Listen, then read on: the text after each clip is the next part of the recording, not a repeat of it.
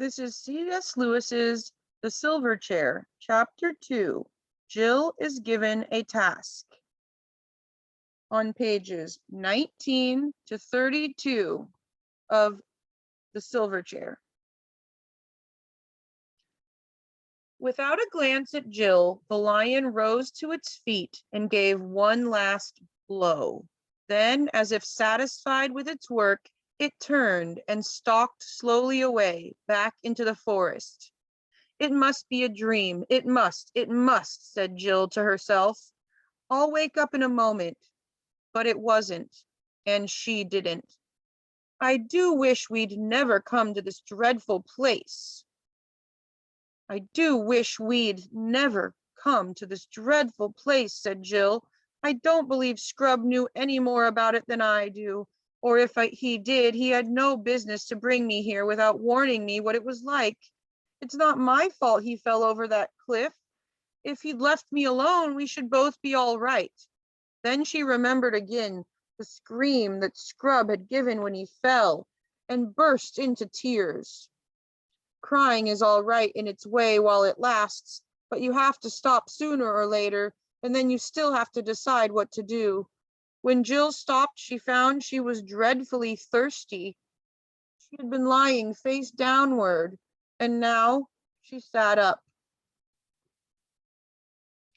The birds had ceased singing, and there was perfect silence except for one small, persistent sound, which seemed to come from a good distance away. She listened carefully and felt almost sure it was the sound of running water. Jill got up and looked round her very carefully. There was no sign of the lion, but there were so many trees about that it might easily be quite close without her seeing it. For all she knew, there might be several lions, but her thirst was very bad now, and she plucked up her courage to go and look for that running water. She went on tiptoes, stealing cautiously from tree to tree and stopping to peer round her at every step. The wood was so still that it was not difficult to decide where the sound was coming from. It grew clearer every moment, and sooner than she expected, she came to an open glade and saw the stream, bright as glass, running across the turf a stone's throw away from her. But although the sight of the water made her feel 10 times thirstier than before, she didn't rush forward and drink. She stood as still as if she had been turned into stone, with her mouth wide open. And she had a very good reason. Just on this side of the stream lay the lion. It lay with its head raised and its 2 forepaws out in front of it, like the lions in Trafalgar Square. She knew at once that it had seen her, for its eyes looked straight into hers for a moment and then turned away, as if it knew her quite well and didn't think much of her.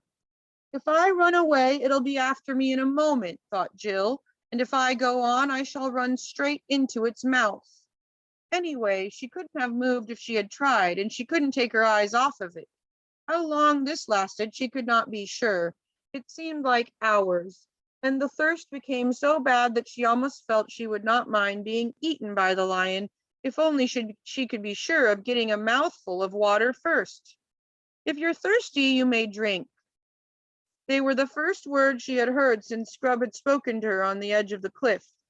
For a second she stared here and there, wondering who had spoken.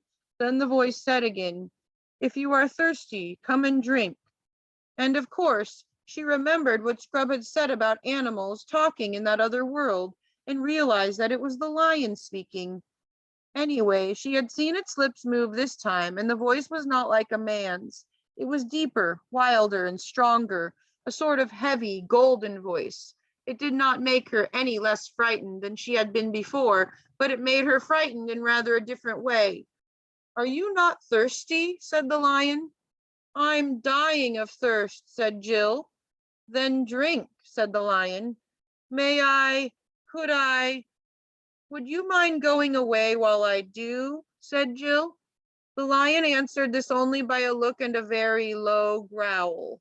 And as Jill gazed at its motionless bulk, she realized that she might as well have asked the whole mountain to move aside for her convenience. The delicious rippling noise of the stream was driving her nearly frantic. "Will you promise not to Do anything to me if I do come, said Jill.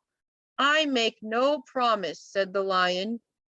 Jill was so thirsty now that without noticing it, she had come a step nearer. Do you eat girls? She said. I have swallowed up girls and boys, women and men, kings and emperors, cities and realms, said the lion. It didn't say this as if it were boasting, nor as if it were sorry, nor as if it were angry. It just said it. I daren't come and drink, said Jill. Then you will die of thirst, said the lion. Oh dear, said Jill, coming another step nearer. I suppose I must go and look for another stream then. There is no other stream, said the lion. It never occurred to Jill to disbelieve the lion.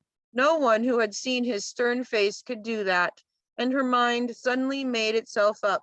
It was the worst thing she had ever had to do, but she went forward to the stream, knelt down, and began scooping up water in her hand. It was the coldest, most refreshing water she had ever tasted.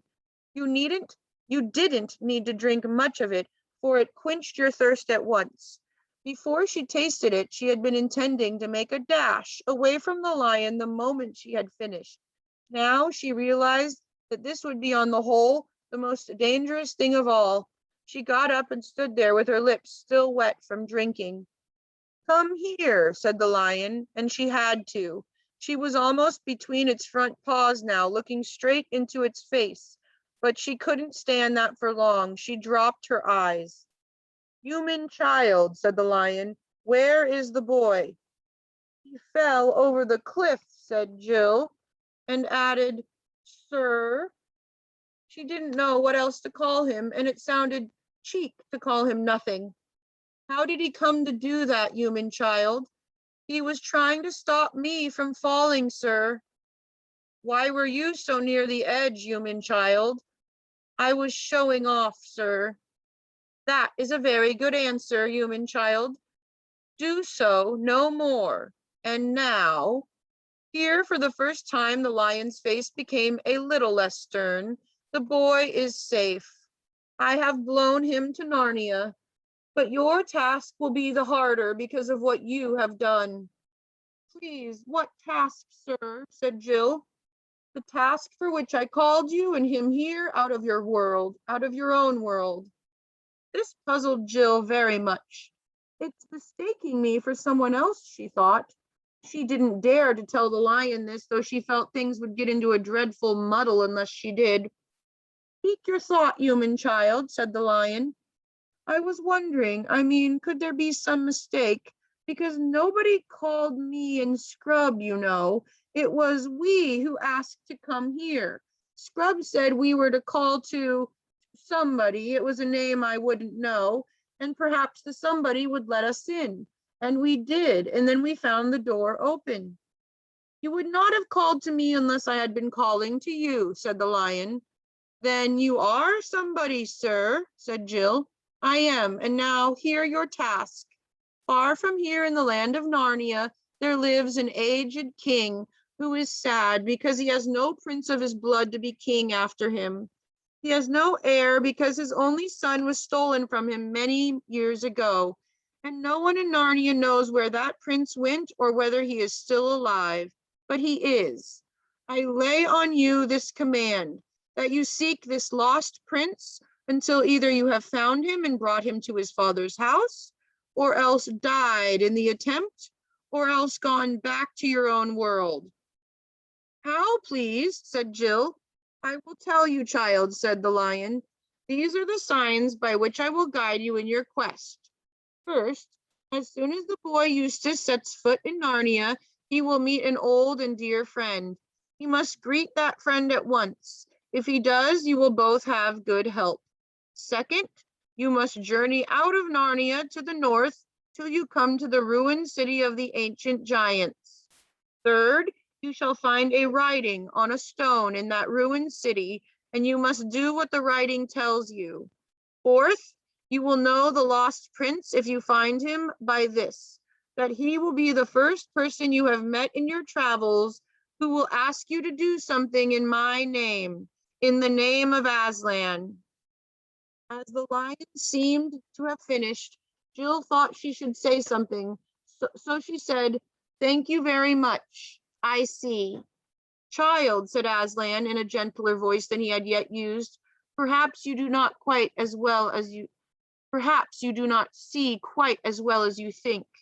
But the first step is to remember. Repeat to me, in order, the 4 signs." Jill tried and didn't get them quite right, so the lion corrected her and made her repeat them again and again till she could say them perfectly. He was very patient over this, so that when it was done, Jill plucked up courage to ask, "Please, how am I to get to Narnia?" "On my breath," said the lion. "I will blow you into the west of the world, as I blew Eustace." "Shall I catch him in time to tell him the first sign? But I suppose it won't matter. If he sees an old friend, he's sure to go and speak to him, isn't he?" "You will have no time to spare," said the lion. "That is why I must send you at once. Come, walk before me to the edge of the cliff."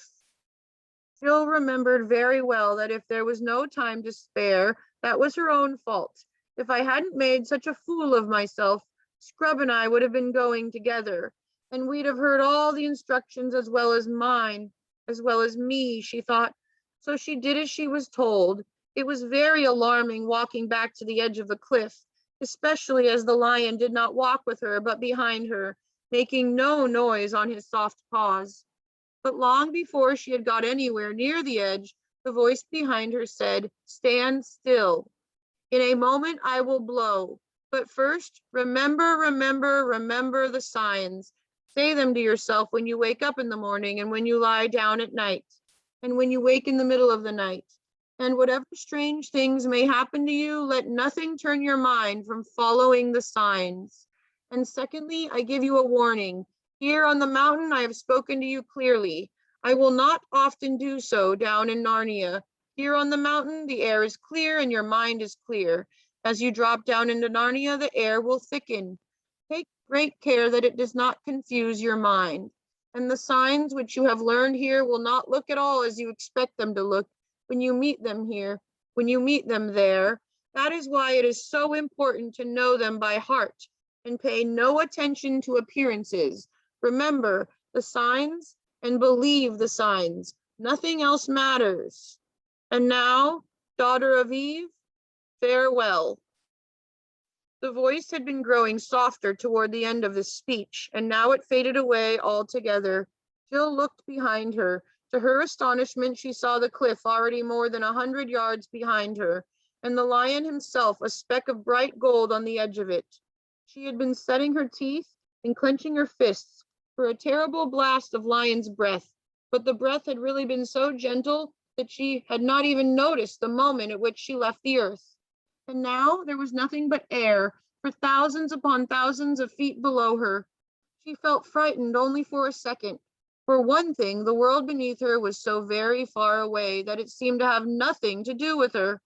For another, floating on the breath of the lion was so extremely comfortable, she found she could lie on her back or on her face and twist any way she pleased, just as you can in water if you've learned to float really well. And because she was moving at the same pace as the breath, there was no wind and the air seemed beautifully warm. It was not in the least like being in an airplane because there was no noise and no vibration. If Jill had ever been in a balloon, she might have thought it more like that, only better. When she looked back now, she could take in for the first time the real size of the mountain she was leaving. She wondered why a mountain so huge as that was not covered with snow and ice.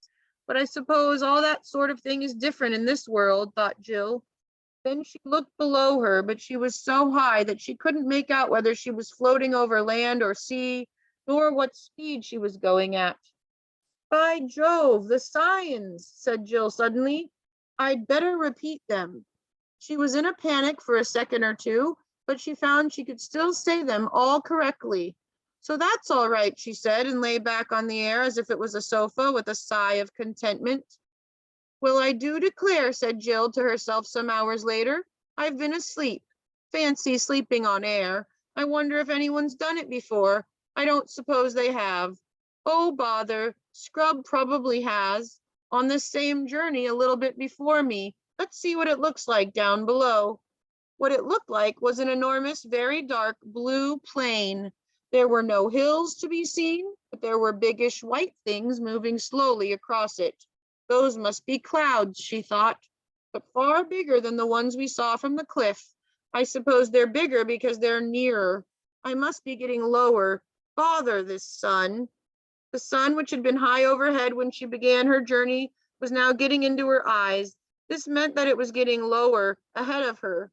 Scrub was quite right in saying that Jill, I don't know about girls in general, didn't think much about points of the compass. Otherwise, she would have known when the sun began getting in her eyes that she was traveling pretty nearly due west. Staring at the blue plain below her, she presently noticed that there were little dots of brighter, paler color in it here and there. "It's the sea," thought Jill. "I do believe those are islands." And so they were. She might have felt rather jealous if she had known that some of them were islands which Scrub had seen from a ship's deck and even landed on, but she didn't know this.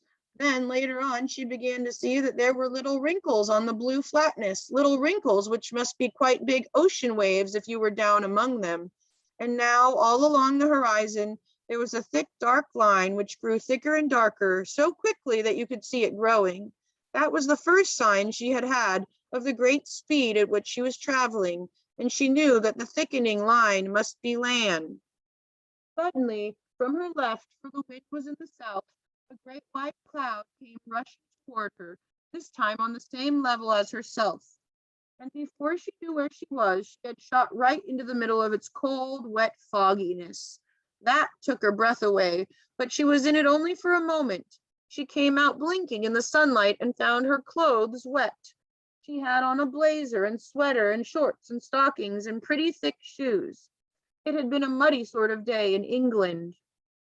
She came out lower than she had gone in, and as soon as she did so, she noticed something which, I suppose, she ought to have been expecting, but which came as a surprise and a shock. It was noises. Up till then, she had traveled in total silence. Now, for the first time, she heard the noise of waves and the crying of seagulls. And now, too, she smelled the smell of the sea. There was no mistake about her speed now. She saw two waves meet with a smack and a spout of foam go up between them, but she had hardly seen it before it was 100 yards behind her. The land was getting nearer at a great pace. She could see mountains far inland and the other nearer mountains on her left. She could see bays and headlands, woods and fields, stretches of sandy beach. The sound of waves breaking on the shore was growing louder every second and drowning the other sea noises. Suddenly, the land opened right ahead of her. She was coming to the mouth of a river. She was very low now, only a few feet above the water. A wave top came against her toe, and a great splash of foam spurted up, drenching her nearly to the waist. Now she was losing speed. Instead of being carried up the river, she was gliding into the river bank on her left. There were so many things to notice that she could hardly take them all in. A smooth green lawn, a ship so brightly colored that it looked like an enormous piece of jewelry, towers and battlements, banners fluttering in the air, a crowd, clothes, armor, gold, swords, a sound of music. But this was all jumbled. The first thing that she knew clearly was that she had alighted and was standing under a thicket of trees close by the riverside, and there, only a few feet away from her, was Scrub. The first thing she thought was how very grubby and untidy and generally impressive he looked. And the second was how wet I am.